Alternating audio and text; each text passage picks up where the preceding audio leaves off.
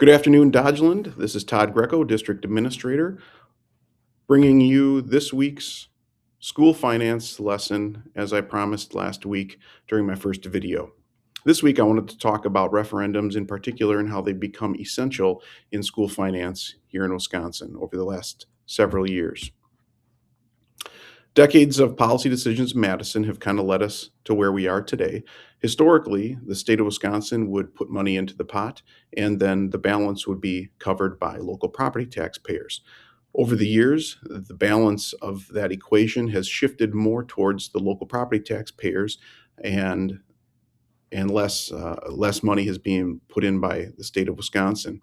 And those revenue caps, which have been in place since 1993, have just not kept pace with inflation over much of that time.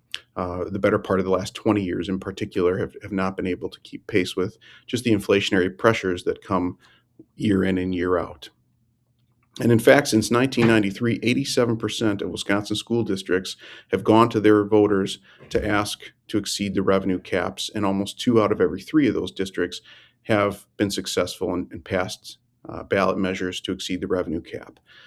In 2025, just a year ago, Dodgeland, for the very first time in its history, went and asked the community to support an operational referendum for $1.4 million. And as we all know, that operational referendum did fail. And so as a result of that, we sought feedback from the community and found that there is support for roughly $700,000. And we certainly respect that.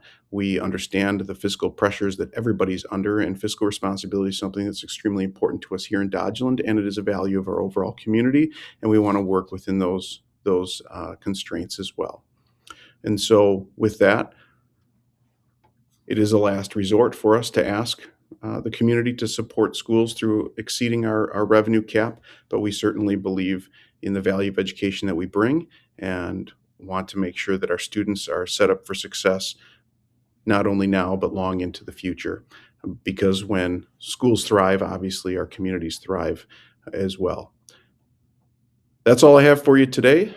Stay tuned next week for the next school finance lesson. Before I leave, I just wanted to also remind everybody about the Dodgeland Exchange. You can click on the QR code right there and stay up to date. I encourage everybody to share that with anyone else that might have questions in the community and get all the up-to-date information on our referendum or otherwise. And of course, I'm always available. Call, email, stop by. Happy to answer any questions that you have. Have a great day.